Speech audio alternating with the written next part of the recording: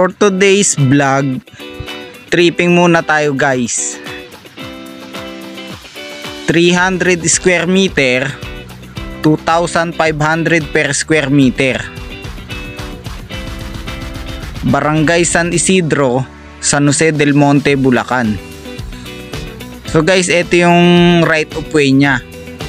Kung mapapansin nyo guys, ayan, makakapasok ang sasakyan.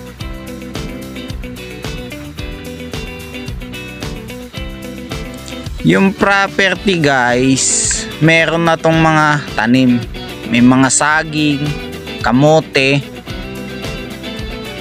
mangga, at santol. Marami pang iba.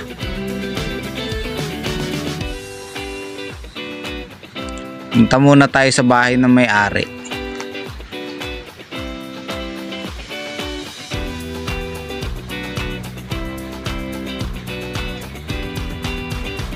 Ito na tayo. Sabi ni kuya, mula dito sa may saging, dyan, papunta dito. Dyan yung inaalis niyang 300 square meter. 300 square meter, 2,500 per square meter, clean title and updated tax.